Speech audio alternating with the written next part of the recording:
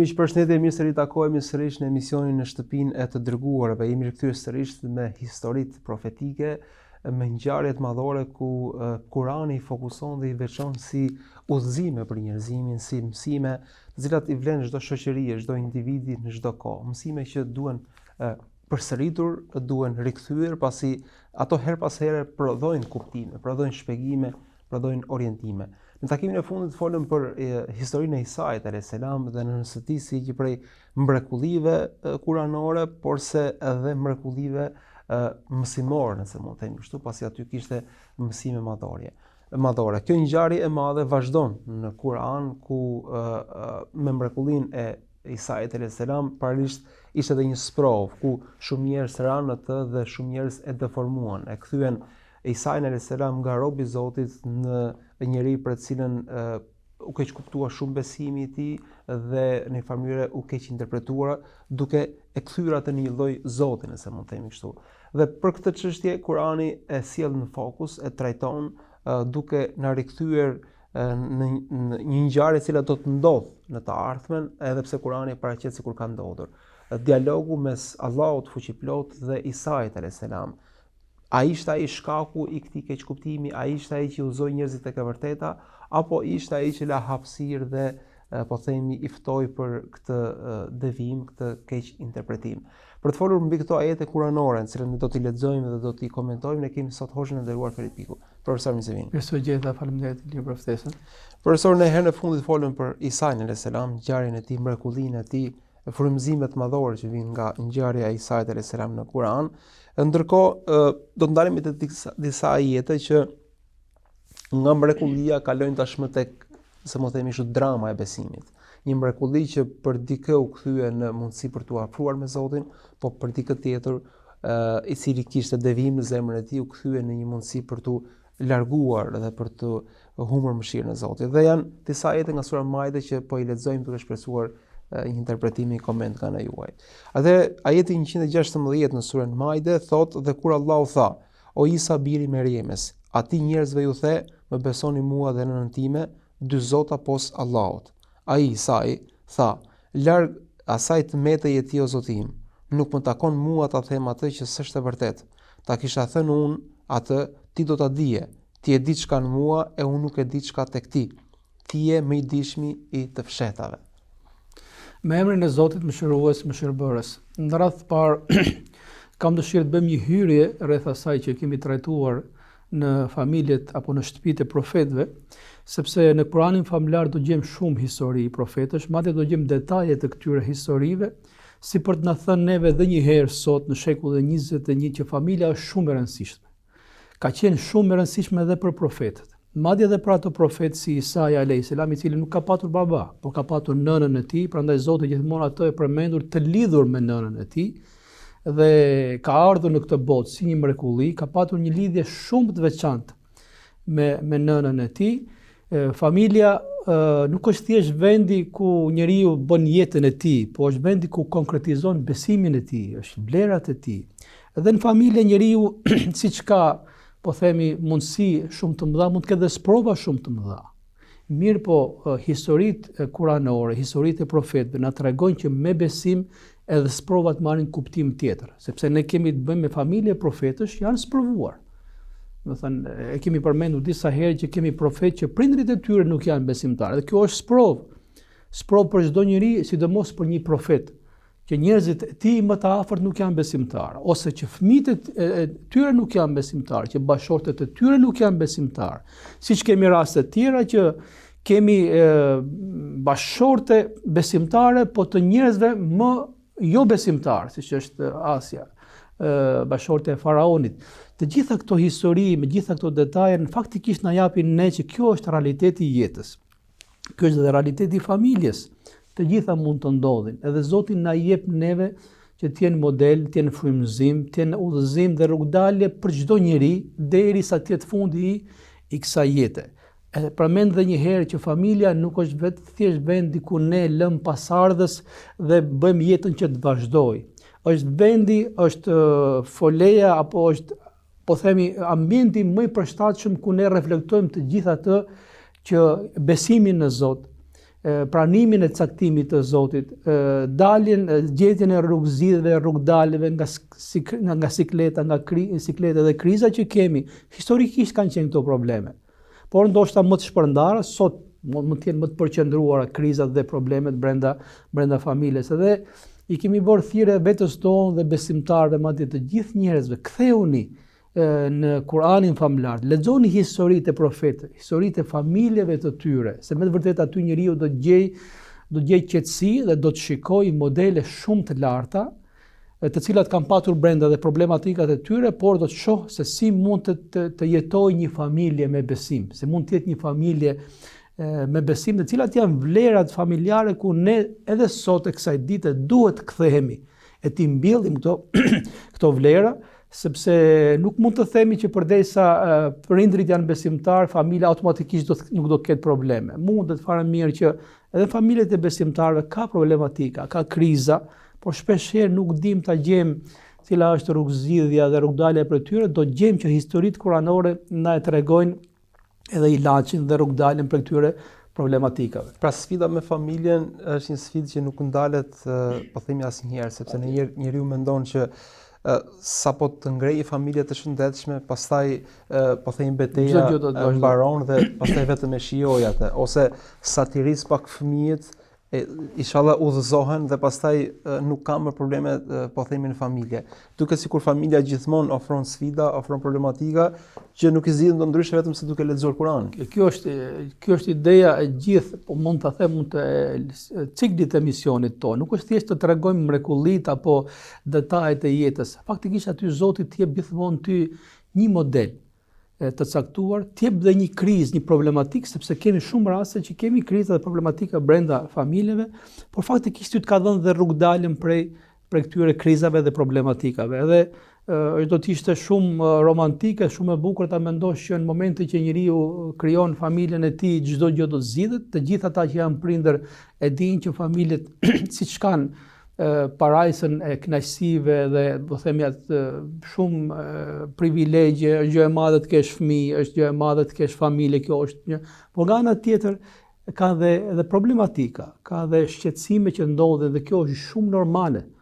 Gjithë problemi është se ne duke menduar njërën anë, ne kemi neglizhuar pjesën tjetër dhe shpeshherë në problematikën më të vogël mbytemi dhe e prishim gjithat pasuri, sepse unë shikoj familjen tamam si puna e një parajse, por rrugët për parajse janë vështira, që nuk kupton familjet e suksesshme apo të qeta gjithmonë kanë problematika, nga brenda apo edhe nga jashtë, apo edhe nga shoqëria që mundet. Gjithë ideja është si mundi të zgjidhim ne këto problematika në hijen e besimit, në hijen e ajeteve kuranore dhe në hijen e modelit të familjeve të profetëve. Pra, Kurani nuk mjaftohet vetëm me historinë e profetit Muhammed a.s. edhe pse ai është një shembull i plot, shumë dimensional, gjithëpërfshirës, po e pasuron jetën e besimtarit edhe me historitë e profetëve të ndryshëm, pasi si për të thënë që gjitha kombinimet e mundshme janë në Kur'an, madje edhe ajo që është e pamundur për të tjerët, është situata e Isait a.s. I cili vjen pa babash, një mrekulli që nuk do të përsëritet, është unike, mrekullia e cila prodhoi mirësi të pafundme, udhëzime të pafundme, po krijoi gjithashtu ose u përdor edhe si po themi për një devijim të madh, ku njerëzit pastaj atribuan Isait a.s. Atribute që i ka vetëm Zotit, pra duke i thënë atij biri i Zotit. Dhe pikërisht ky ishte ajeti që ne lexuam. Pra, përsëris dhe njerë dhe kur Allahu i tha, o Isa biri Meremës, ati i the njerëzve më besoni mua dhe nënën time si dy zota pos meje? Nuk është të tepër ta themi që për muslimanët, për besimtarët musliman, Isa a.s.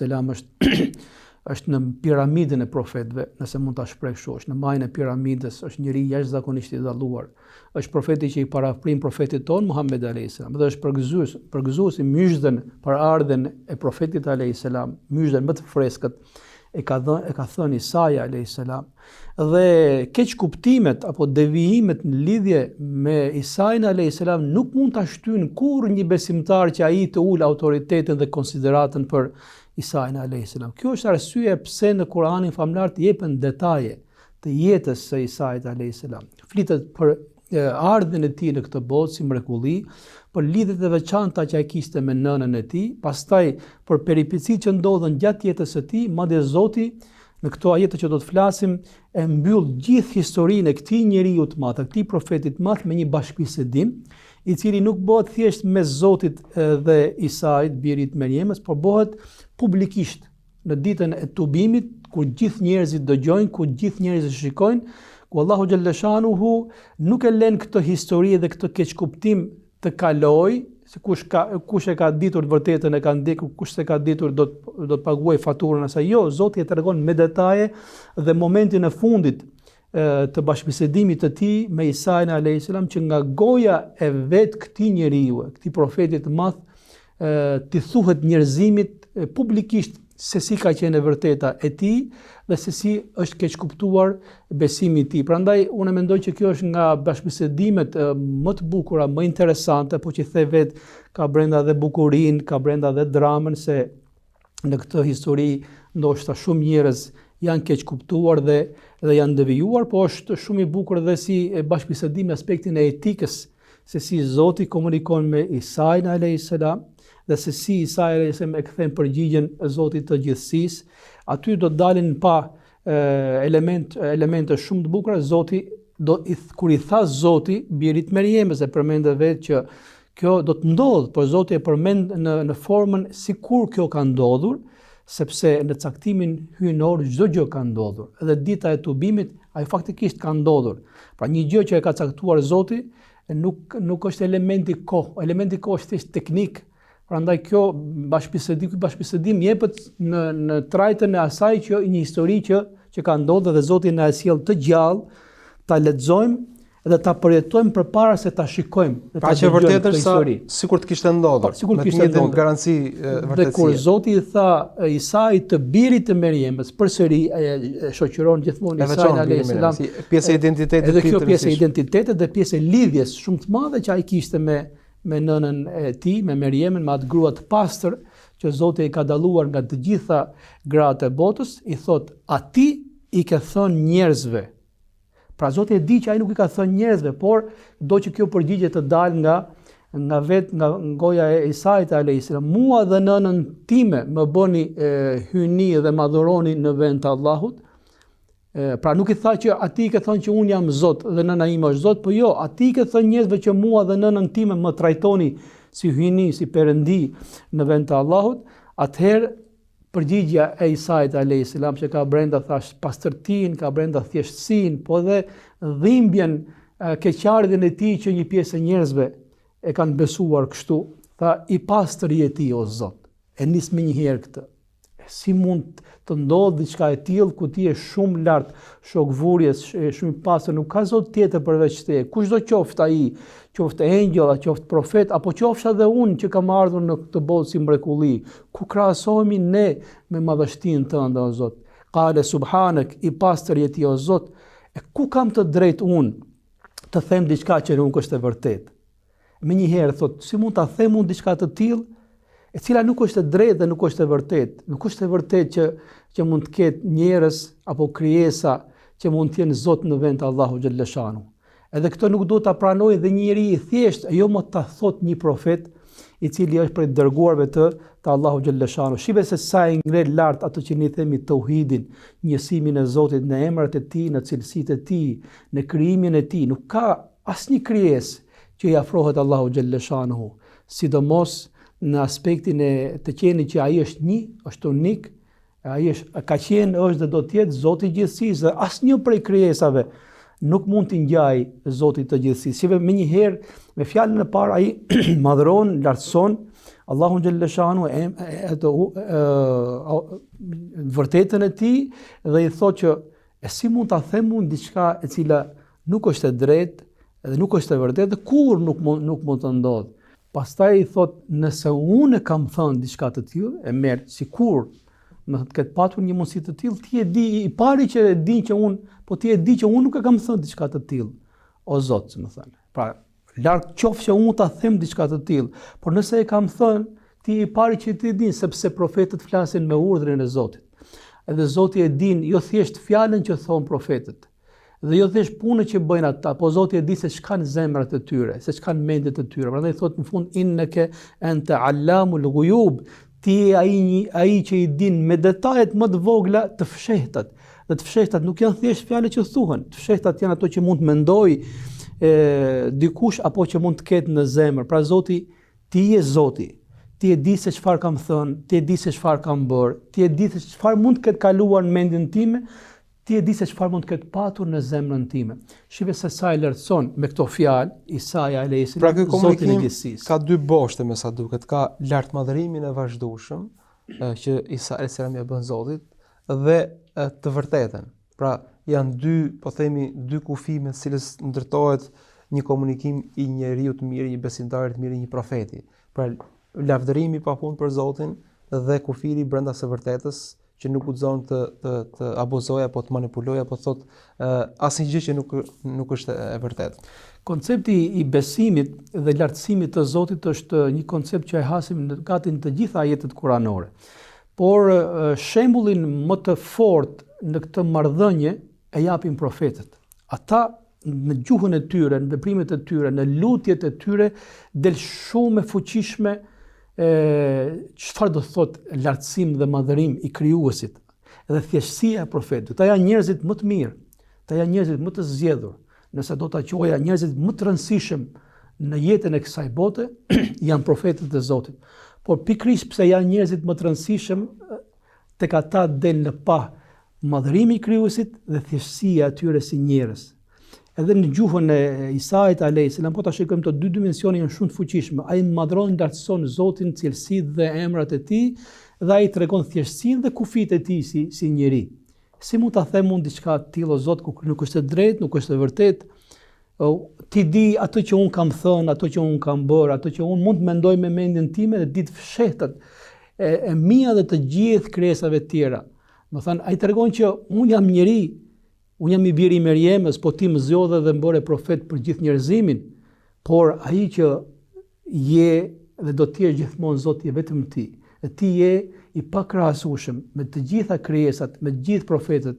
Sado që njerëzit kanë gabuar, të kanë imagjinuar apo në kurrizin dhe në emrin tim të kanë bërë devijime, unë jam shumë i larg dhe jam shumë i pafajshëm për të gjitha këto që mund të kenë bërë njerëzit. Pra thash, kur kjo e vërtet thuhet në gjuhën dhe del nga goja e Isait alayhis salam, mendoj se ka ndikim shumë të madh. Prandaj Zoti e tregon këtë histori në Kur'anin famlar që kushdo që e lexon këtë ajet kuranor apo këtë skenë, si do të flitet, ai njeriu do të pozicionohet përpara se të vijë koha që ka për ta parë atë skenë dhe ka për ta dëgjuar me veshët e tij, sepse kjo skenë do të ndodhë në ditën e mahsherit, pra të tubimit, të gjithë krijesat do ta shikojnë dhe do të dëgjojnë atë.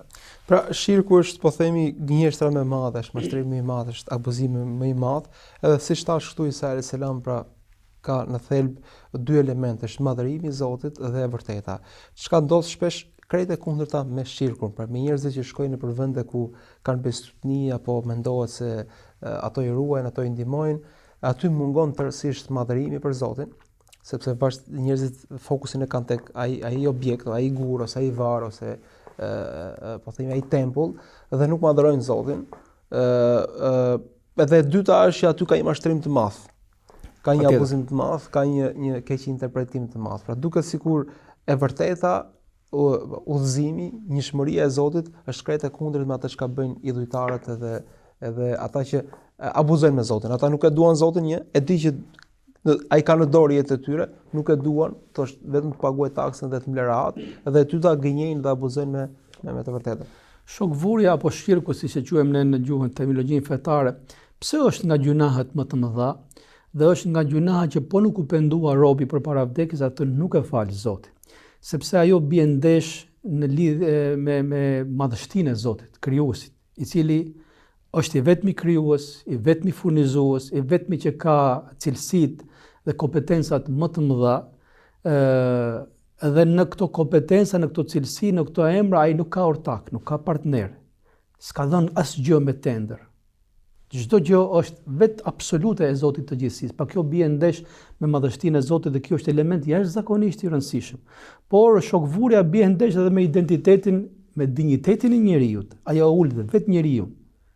Pra, edhe imazhin për Zotin e dëmton, që kjo nuk është e drejtë, por ai faktikisht e ul njeriu sepse e bën atë domethënë të bjerë nga një krijesë e lartësuar, e nderuar që e bëri Zoti, të bjerë në një krijesë të poshtruar. Njeriu nganjëherë në emër të, po themi, të nevojës që ka ai mund bie, ajo është e dhimbshme që ai i lutet dikujt që është më i nevojshëm se sa ai. Derisa të bjerë në atë që ai e mendon që mrekullia e Zotit mund të jetë tek një gur, tek një dru, tek një vend, tek një ujë i caktuar. Prandaj Islami në të gjitha historitë kuranore pikërisht këto dy elemente nxjerrin pa lartësinë e Zotit në të gjitha cilësitë e tij, në emrat e tij, në forcën dhe kompetencat e tij, po ashtu do të nxjerrin pa lartësinë e njeriu, dhe njeriu nuk do ta uli veten e tij. Prandaj shirku apo shokvurja është nga gjunahet që Zoti nuk e fal, nuk e toleron. Nuk e toleron as për veten e tij, por faktikisht nuk e toleron edhe për njeriu, sepse Zoti është xheloz për njeriu, dhe do njeriu të jetë në nivele më të larta. Njeriu mund të bëjë gabime shumë të mëdha, mund të bëjë shumë gjunahe. Por përdesa e ruan këto dy dimensione i ruan, ai gjithmonë ka shpresë të falet, të tolerohet prej Zotit, sepse gabimi pastaj është njerëzor, është dobësi.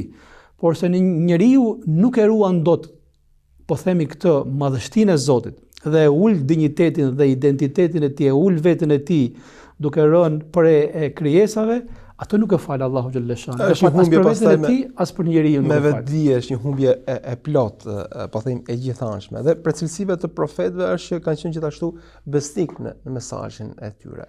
Pra nuk kanë, po themi, integruar aty egot personale, interesat personale, përqimet personale. Dhe ajeti vijues thotë, unë ju kam thënë tjetër atyre, posa asaj që ti më urdhrove, ta adhuroni Allahun, Zotin tim dhe Zotin tuaj.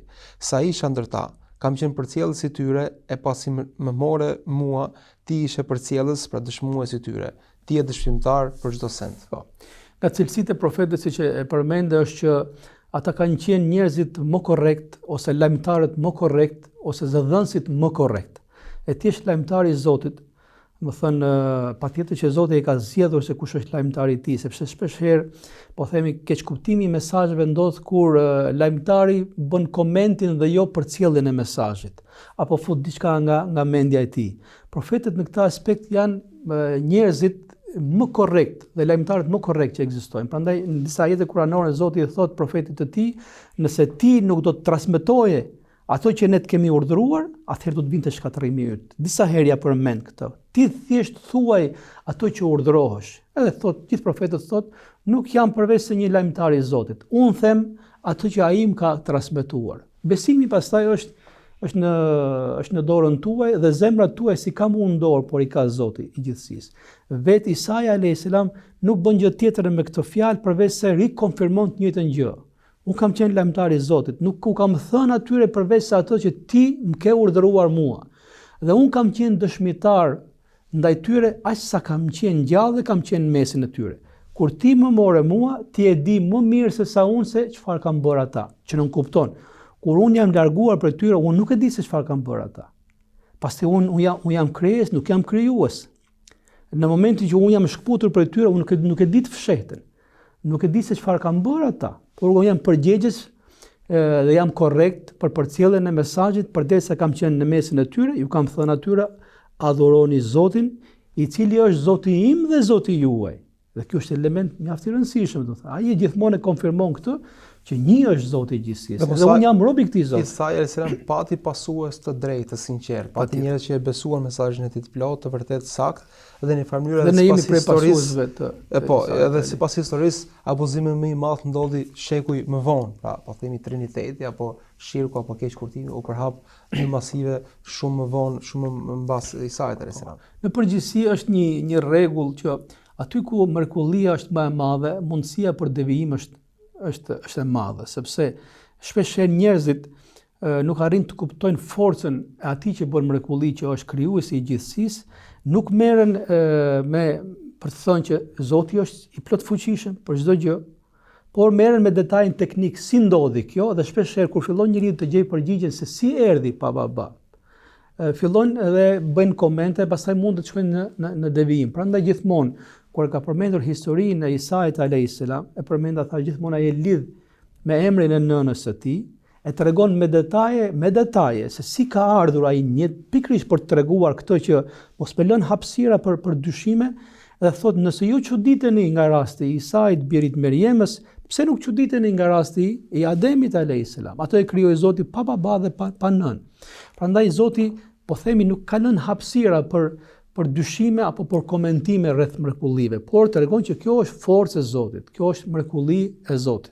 Njerëzit në përgjithësi gjithmonë duke tentuar të gjejnë vërtetën me hamendësimet e tyre apo duke u marrë me elementin teknik, rrezikojnë pastaj mbrapa të shkojnë në devijime, siç ka ndodhur devijimet në lidhje edhe me figurën dhe personazhin e Isait alayhis salam. E përmenda sa më e madhe mrekullia, aq më i madh është dhe rreziku që njerëzit ta keq kuptojnë. Prandaj Zoti i ka shpjeguar mrekullitë e mëdha dhe nuk i ka lënë njerëzve hapësirë që të shkojnë në hamendësime, sepse hamendësimet në përgjithësi e humbasin njeriu, siç ka ndodhur në rastin e Isait alayhis salam. Pra ai që është i sinqert, ai që është i çiltër, beson autorin e mrekullisë. Edhe kjo është shumë e thjeshtë dhe shumë e qartë dhe nuk do një sforca të madhe.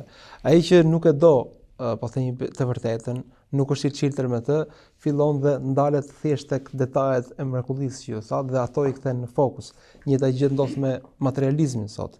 Edhe pse tregon ekuilibra përmes shkencës që janë absolut, janë mahnitshëm, nuk po themi nuk e hap dritaren për të çuar njerëzit tek autori i këtyre ekuilibrave, kësaj mrekullie, po thjesht i mbante fokusin se si thjesht gjërat po themi ndërveprojnë me njëra tjetrën dhe duke i bërë ato fokus. Megjithëse zgjedh pastaj çfarë do të besoj. Patjetër edhe në lidhje me këtë gjithmonë Zoti kur flet për fakte, për diellin, për hënën, për natën, për to mrekulli, ai gjithmonë thot kush është? A ju e krijuat apo u krijua vetvëtiu? Apo me të vërtetë është një Zot? Ai gjithmonë i lidh sepse njerëzit gjithmonë rrezikojnë të ngelen përballë faktit, aktit dhe të mos shkojnë tek aktori.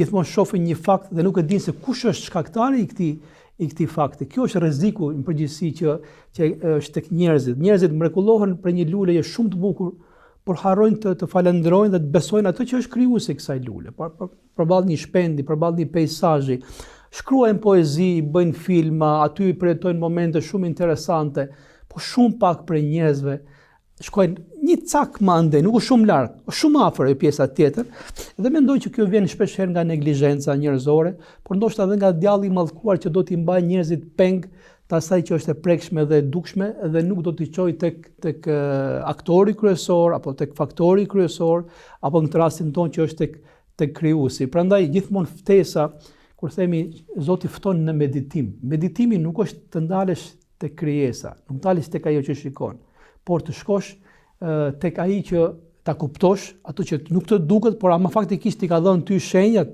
dhe janë shumë të prekshme. Pse profeti alayhis salam tha më kanë zbritur 2 ajete kuranore që më kanë lënë gjithë natën pa gjumë dhe kishte qarë gjithë natën dhe ishte falur, ishte lutur, thashë kishte lagur dhe vendin. Cilat ishin këto ajete? Thot në krijimin e natës dhe të ditës, në krijimin e qiellit dhe të tokës, në ndryshimin e natës dhe të ditës ka argumenta për njerëzit e mendjes, për ata që madhrojnë Zotin teksa janë këmbë, teksa janë ulur, teksa janë shtrirë dhe thonë o Zot, i pastër dhe i lartësuar je ti se krijove kot së kote diçka të tillë. Pra ata u mrekulluan prej bukurisë, por ama shkuan tek hapi tjetër, thot. Mirë për ata njerëz që i shikojnë, i lexojnë këto ajete, i shikojnë këto mrekulli dhe nuk e madhrojnë Zotin dhe nuk meditojnë rreth tyre. Pra, po të shikosh, kjo hallka e fundit, të shkosh nga akti tek aktori, nga fakti tek shkaktari, kjo është pjesa më e rëndësishme e gjithë historisë. Dhe njerëzit në përgjithësi kanë mbetur duke bërë komentin asaj që shikojnë apo asaj që dëgjojnë, por pak për njerëzve ka shkuar se kush është ky që e bëri këtë? Kush është krijues që bëri, më thënë, këtë mrekulli? E kush është ky që është Zoti i Isait, ai këtij njeriu kaq të pastër, kaq të lartë, i profeti kaq të lirë? Kush është ai që e solli këtë profet, ja solli gjithë njerëzimit? Por mbesin tek ajo që shikojnë për fat keq dhe mendoj që një pjesë e njerëzve jo më kot janë mashtruar dhe e kanë keq kuptuar dhe personalitetin e madh të Isait alayhis salam, pasi nuk kanë arritur të shkojnë përtej asaj që kanë parë dhe që kanë dëgjuar, por këto ajete kuranore e plotësojnë gjithë historinë dhe tregojnë se kush është Isai alayhis salam dhe kush ishte ai që solli Isai alayhis salam si mrekulli për gjithë njerëzimin.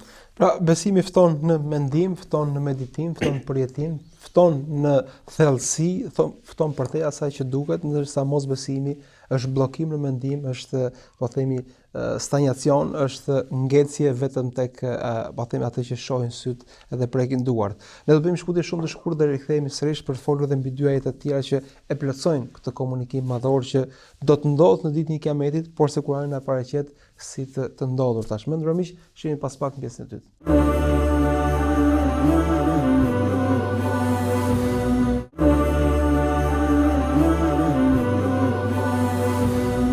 Rikthehemi sërish në studio miq, po flasim po komentojmë, po diskutojmë mbi disa ajete në surën Maide ku është komunikimi dhe ngjarja kulminore midis Isait alayhis salam dhe Allahut fuqiplot, ku aty sqarohet dhe risqarohet edhe një herë besimi i drejtë dhe i vërtet i Isait alayhis salam, i cili dëshmon atë që ju ka thënë njerëzve në tokë, dëshmon në komunikimin e tij mes tij dhe Zotit fuqiplot, ku ajeti vijues, ajeti 18 na nxjerr pa një prej cilësive të profetëve, pra Zoti ka zgjedhur me disa cilësi profetët, një prej tyre është dëmshuria, kjo tregohet në ajetin 118 ku Isa alayhis salam thotë nëse i dënon ata, në të vërtetë ata janë robërit e tu, e nëse u afal atyre, ti je i gjithdijshmi dhe i urti.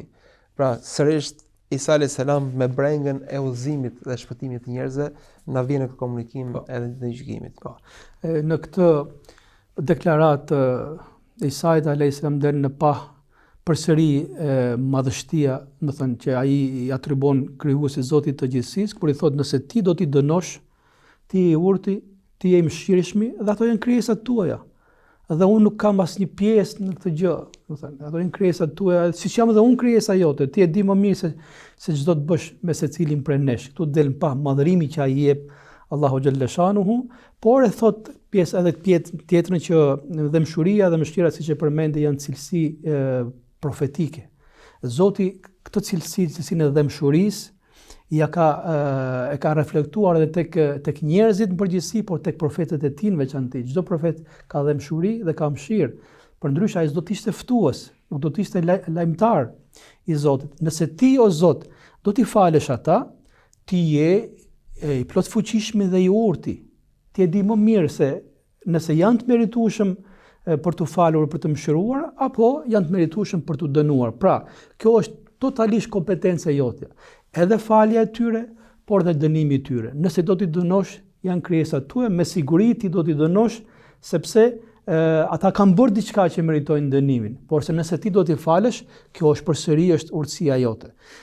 Kjo është pjesa që i takon Isait alayhis salam, dhe ai e njeh Zotin si mëshirues, por e njeh Zotin si ai Zot që të gjithë krijesat janë të tij, urtësia është e Zotit, mëshira është e Zotit, por edhe fuqia për t'i dënuar është e Zotit. Pra unë nuk kam asnjë lloj, po themi, kompetencë në këtë aspekt, që o Zot fale këtë dhe mos e fal këtë tjetrin. Ama unë kam për detyrë të sqaroj se si ka qenë e vërteta ime, sa kam qenë unë brenda tyre, dhe pastaj ti e di më mirë se ç'ka ndodhur me ta kur ti më ke larguar mua nga mesi i tyre. Përsëri edhe në këtë, po themi, këtë fjali del pa madhështia e krijuesit, madhështia e Zotit dhe kufit apo qenja njerëzore robi Allahut në lidhje me Isain alayhis salam. Ndërkohë ai tjetër thotë Allahu tha pra në një mënyrë komunikimin pra si shtam mes Allahut fuqiplot dhe Isait alayhis salam, ku Allahu thotë si një lloj përgjigje, nëse mund themi kështu, Allahu tha kjo është dita që të drejtëve ju bën dobi drejtësia e tyre. Ata kanë xhenete në të cilën të rrjedhin lumenj. Janë për jetë në të pasosur, Allah është i kënaqur me ta dhe ata janë të kënaqur ndaj tij. Ky është shpëtimi i madh. E veçon drejtësinë si element Zoti në këtë. Dhe kam përshtypjen që ndoshta pikë së pari është drejtësia në besim, pasi mosbesimi është pa drejtësi në një farë mënyrë. Si thuaç, kjo histori që e ka sjellë Kurani të gjallë me detaje, si bashkëbisedim me detaje, i cili do të ndodh, por e ka sjellë sikur ka ndodhur, është shumë e rëndësishme që të dalë nga goja e Isait alayhis salam, e profetit të Zotit, birit Meriemës, rreth të cilit ka patur keq kuptime dhe ka patur dyshime. Shumë e rëndësishme. Edhe pse ai ka qenë shumë i sinqert, shumë i vërtet në besimin e tij, por është e rëndësishme të thuhet publikisht përpara të gjithë njerëzve, diçka e tillë. Prandaj Zoti në radhë të parë thotë, kjo është dita ku të sinqertëve ju vlen sinqeriteti dhe vërtetësia e tyre. Dhe këtu del pa vërtetësia e Isait alayhis salam dhe vërtetësia e jetës së tij, e mesazhit të tij. Por Zoti thotë krahun tjetër, sot kjo është dita ku ju bën dobi atyre që kanë qenë të vërtetë në besimin e tyre, që e kanë adhuruar Zotin si Zot, pa shok, pa fëmijë, pa shok vurje, pa partner, pa një forcë tjetër. Kjo është shumë e rëndësishme.